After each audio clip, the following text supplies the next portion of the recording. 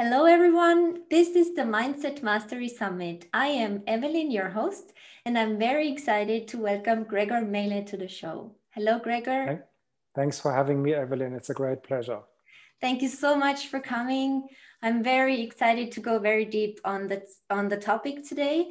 But before we dive in, do you mind shortly introducing yourself to the listeners who might not know who you are and what you're doing? Okay, I'll try to keep it short. My name is Gregor Maehle. I got, right from my childhood on, I was mainly interested in spiritual mystical experiences. I started to study sacred texts in my late childhood and went to India when I was 20 years old and spent, more than 15 years back and forth in India and studied yoga with many Indian yoga masters and spent time with Indian mystics, sadhus, ascetics, etc. And then after that, I published a series of textbooks which cover asana, like yogic postures, and they cover pranayama, breathing methods, and Sanskrit, and many yogic texts, and samadhi, that is revelation, ecstasy. And my latest book is How to Find Your Life's Divine Purpose, Brain Software for a New Civilization. Yeah, that's so great. And there are so many topics that many listeners would love to listen from you and things that I would love to talk to you about. But as you mentioned, your latest book is How to Find Your Life's Divine Purpose. And that is exactly what I would love to focus on today, because that's Great. That's what the whole series is actually about. Mm-hmm. So let's start by, I'd like to start by asking two questions from you. And these are, what is a life's purpose or a divine purpose? And why is it so important for everyone to find it? Yes. Okay. So, when I was young, let's say in my late teens, I took recreational chemicals, drugs. I was engaged in violence, and I did, speed racing, for example. And I put myself into harm's way, in danger's way. And this is a very widespread behavior of young people, that they do extremely dangerous and stupid things, such as, for example, drug taking, in order to find out who they truly are. Yeah? And also challenge authorities to actually find out who they are. Yeah? And sort of, I really understood it when I read a book by an anthropologist, which was published in 1895. His name is Richard Walker, and he lived with the Lakota Native Americans. Yeah? And so he was initiated into the Lakota sacred lore, in the Lakota tradition. And the Lakota explained to him that they do something which is called vision quest, which you have all over the world. Indigenous traditions will do that. They just call it differently. Here in Australia, the Aborigines call it walkabout. Yeah. Mm-hmm. And so he said, why is it important? He asked them. And they said, everybody, as soon as you reach puberty, you need to have a vision what your purpose is. Yeah. Mm. And you get from that two things. One is you will find out at what they call the spirit, or the great mystery, wants to embody as you. That is what your nature gifts are. Mm-hmm. And from following that, from embodying that, you get the respect of the community, because there is something that you can do really well, because the spirit comes through you to express itself through you. So you become a tool of the great spirit. Yeah. And so because you get the respect of the community, you also get self-respect. Yeah. And so because you can give something to others, this I noticed when I was a young person, I had a low self-esteem because I didn't know what to give to others. I thought I was empty and hollow. I didn't have anything to give. Hence, I was destructive. And Richard Walker asked the Lakota, so what is happening if somebody doesn't get that vision? And then they said, they become a danger to themselves and a danger to their tribe. Yeah. And so if you look at our whole culture, our whole Western civilization, we have a valueless civilization. Ultimately, it's only about getting as much satisfaction, as many kicks out of life as possible. But that is in itself hollow. Yeah. And because of that, we are a danger to ourselves and a danger to the community around us. That's why it's so important that you do have a vision of your higher life's purpose. That is a great answer.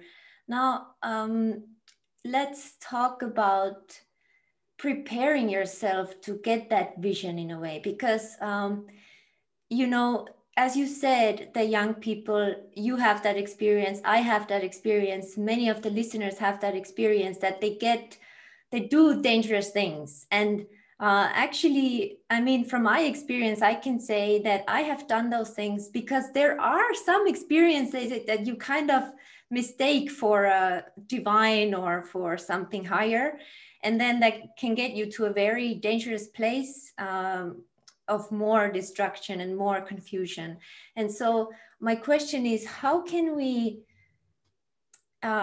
before I ask that, another thing that I actually would like to quote your book, because you also said that there was a special experience for you where you saw your own life and your own life's purpose through the divine eyes.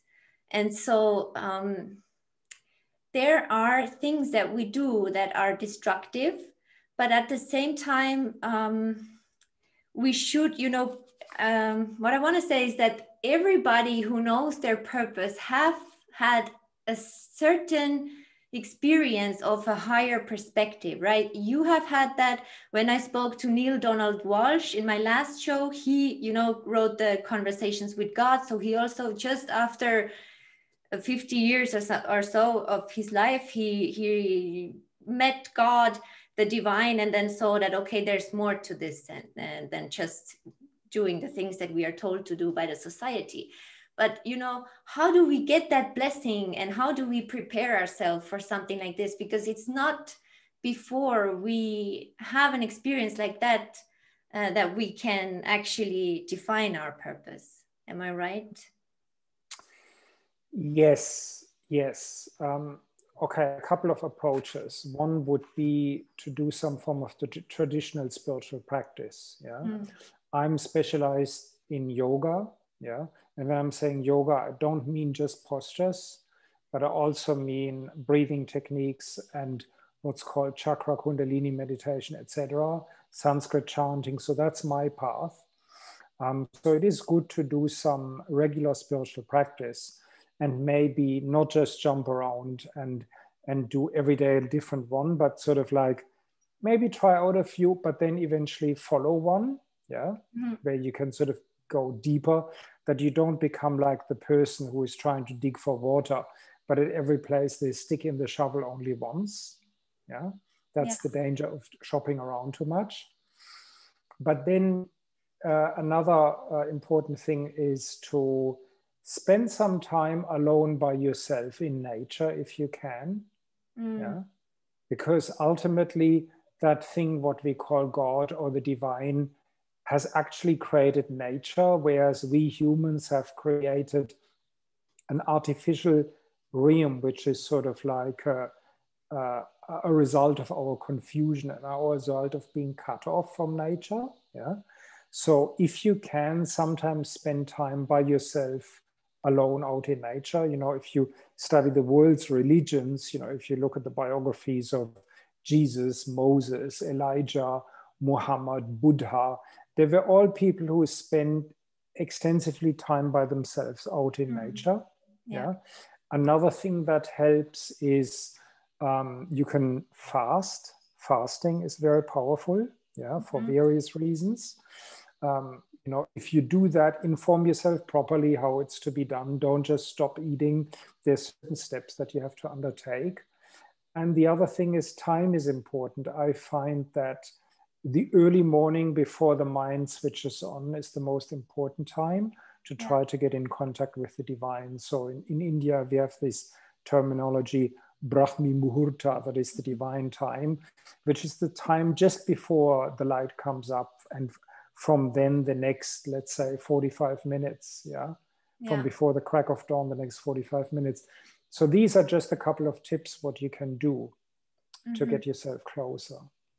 So as I understand from what you're saying, only defining your purpose, we're not yet in following it and really, executing on this, but only defining what it is that you have come here to do can be a very long process, right? It can be a process of ups and downs, and then of looking for that one practice, or the spiritual practice to follow, instead of just trying out as many as we can.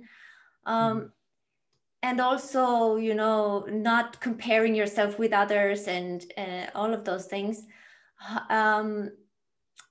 What would you recommend what would you recommend for the people who maybe have, chosen kind of a way that they would like to follow, but they still get this resistance from their mind, and it's not so easy it's not so easy to get really fixed on one path, because life keeps on throwing things at your way and keeps on throwing challenges and obstacles, so that you can actually become strong following that one path. But how to get that, strength to follow that one thing that I chose for myself? Okay, so there are a couple of things. And one is, I talk about alignment of the three types of mind.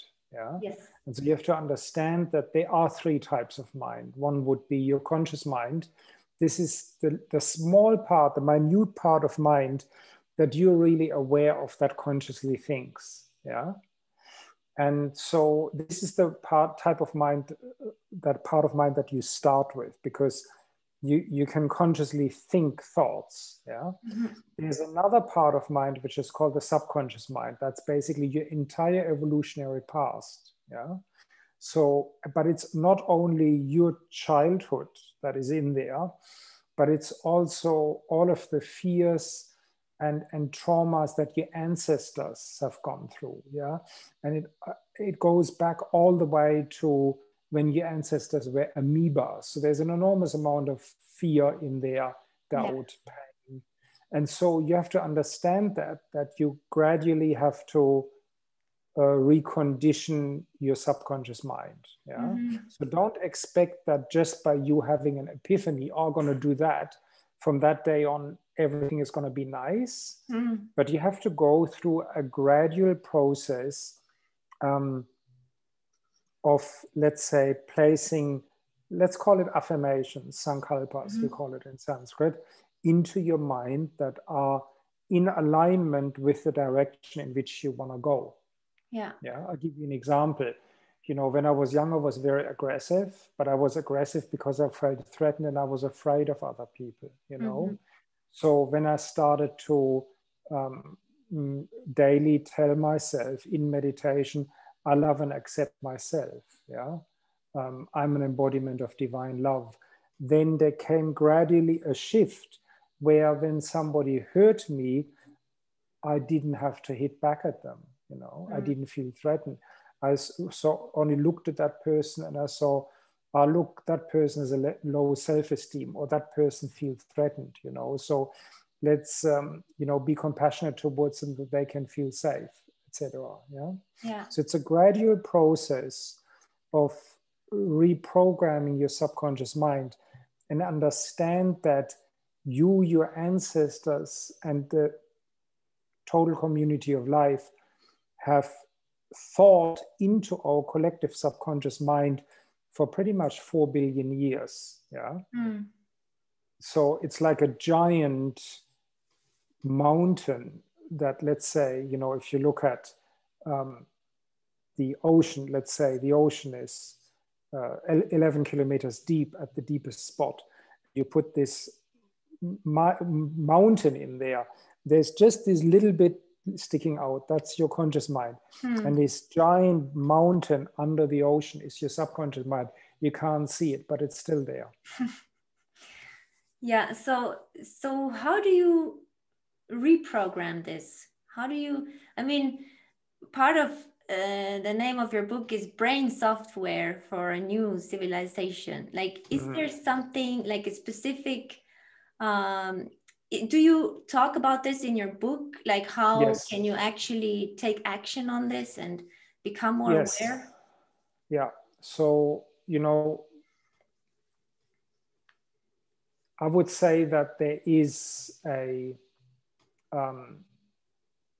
you know, we can say that there is probably a set of affirmations that are almost universal. Yeah. So, you know, things like, I'm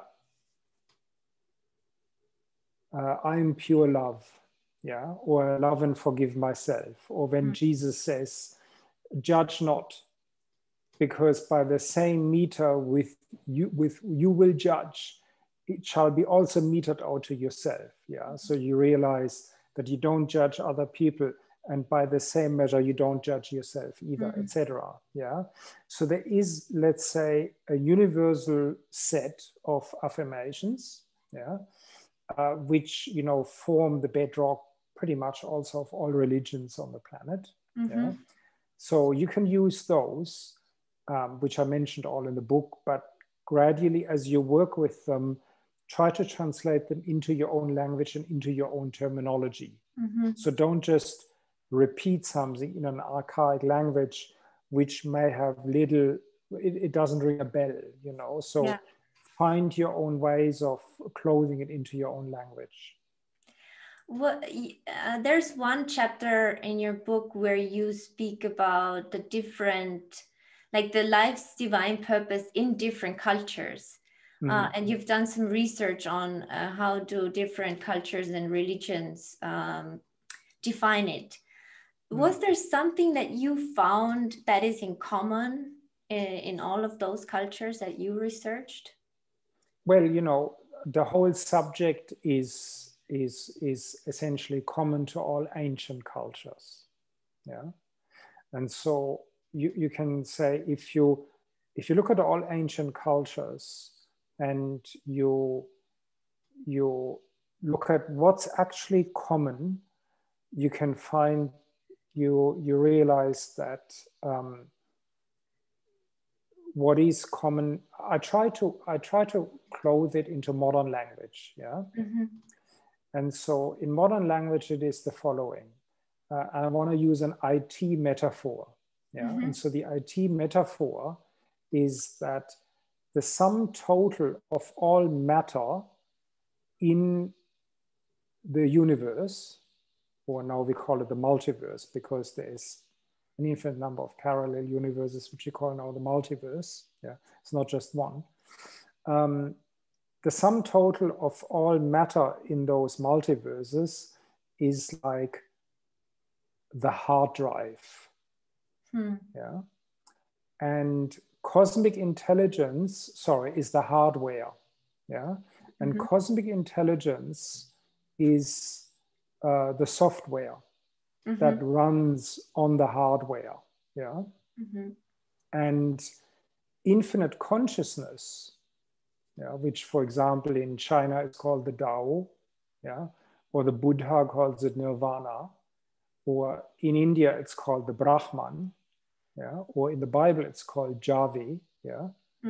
That is cosmic consciousness. That is the awareness that is aware of cosmic intelligence that expresses itself through the hardware, all matter in the universe. Yeah. Now, what are we? Yeah, what are we? What is life?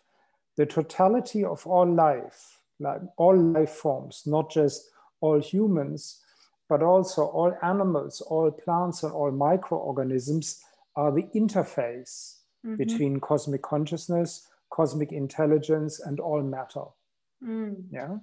So ancient tradition teaches that each being has a divine purpose because it is an expression of the divine through which the divine manifests itself in the material cosmos. Yeah?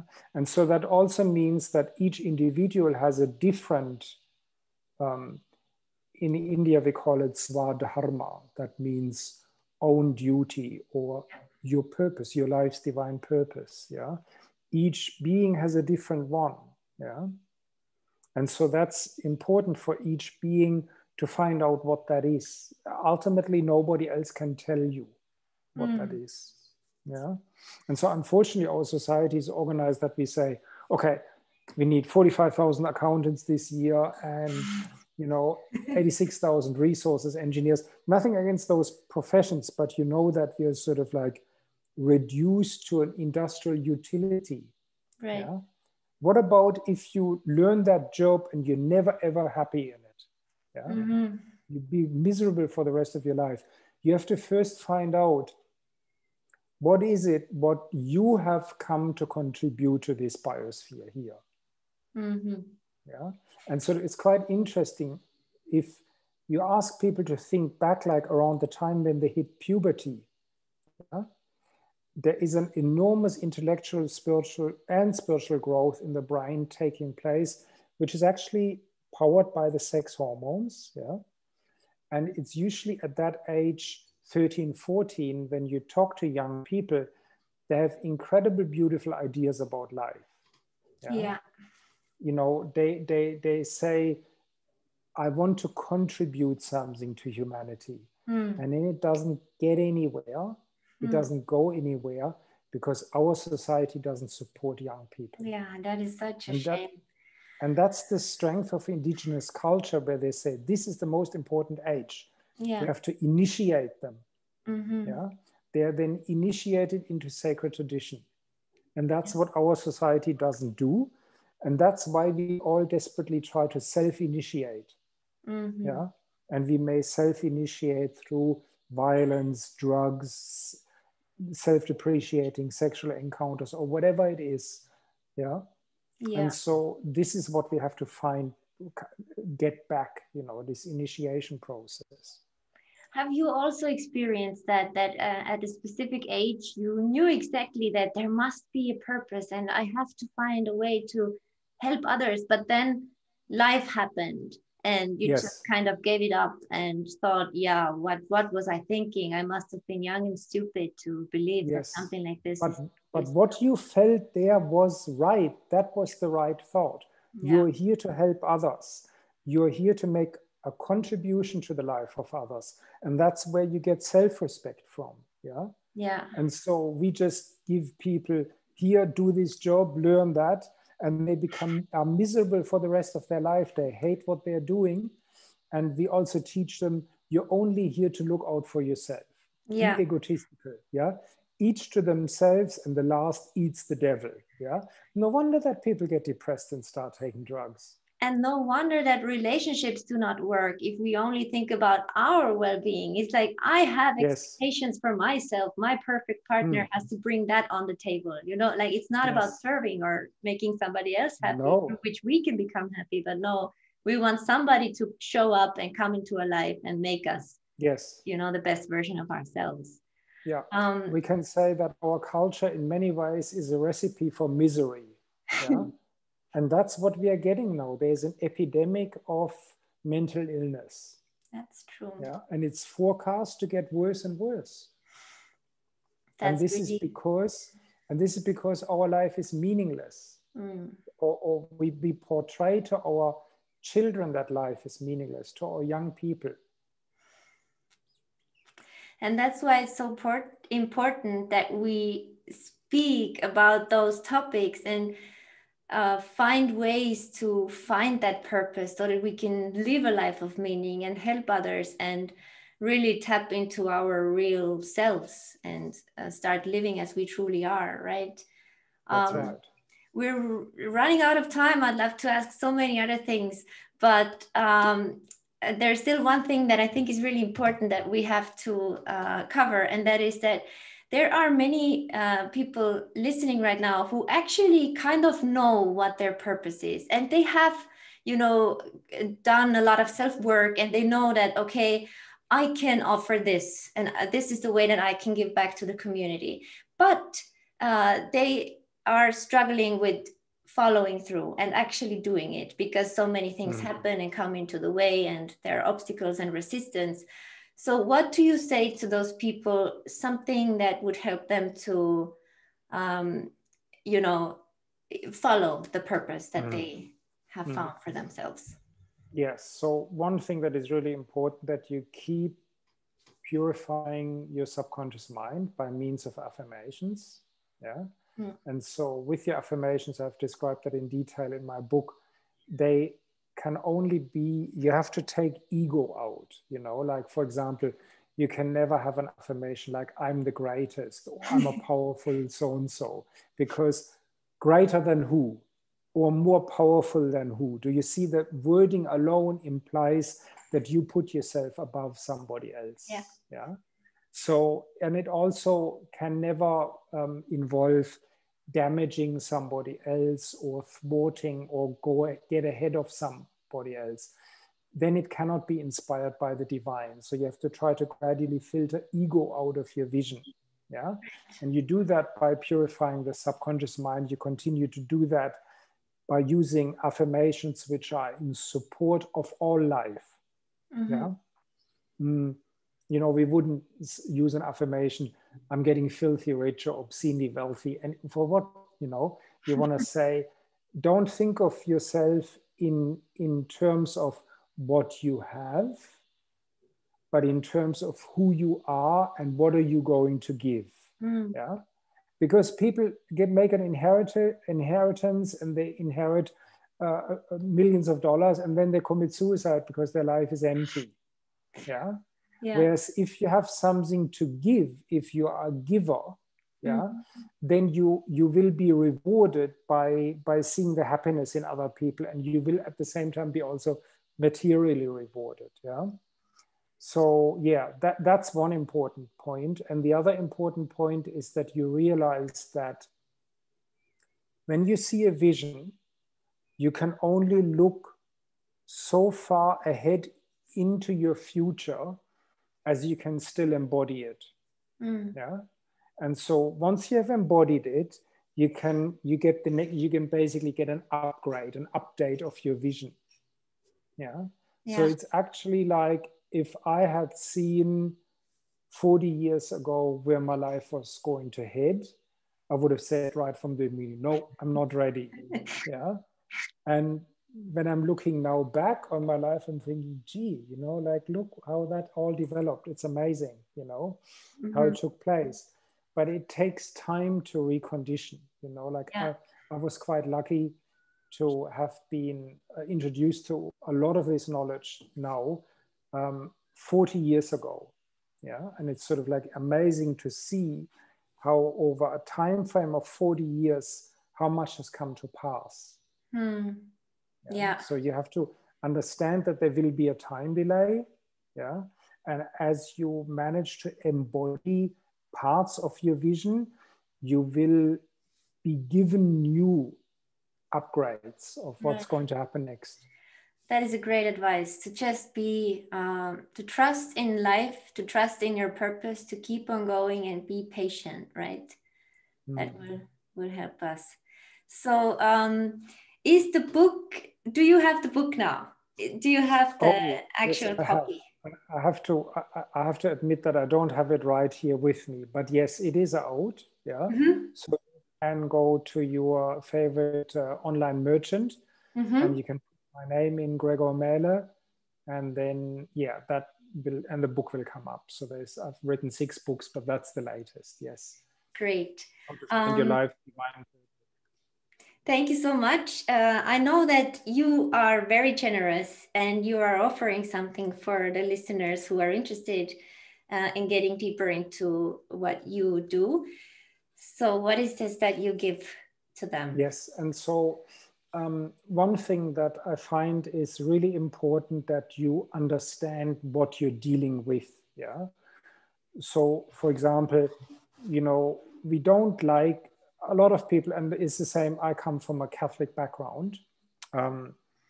I had difficulties using the term God because of that. Yeah, it was sort of like more or less beaten out of me. Yeah. And then, but then when you go into New Age, you know, people have phrases, they say like, the universe takes care, or, you know, put it out to the universe. Mm-hmm. I also think that's funny, because the universe, well, you know, we've all seen Star Trek, you know, Captain Kirk, etc. The universe, that's just like dust out there, you know, like stars, etc. So I think it's really important to understand what the divine really is. So I want to gift you all a chapter from my book that exactly as describes the various aspects of the divine. Yeah. For example, how cosmic consciousness is related to cosmic intelligence, how that relates to the material cosmos, and how that relates to life, to you and to all other life forms. Yeah. And so once you've understood that, it's actually much easier to actually get in contact with cosmic intelligence, which gives you then your vision. Yeah, that's from what you learn, what your life's divine purpose is. So that's my gift to you. Yeah, it's a section, a chapter from my new book. Thank you so much for offering this. And everybody listening right now, even though you get access to this wonderful free gift from Gregor, I still recommend you to really purchase that book, because last time he was on one of my shows, he also gave one chapter of that same book, another one, and I printed it out for myself and put it together like this.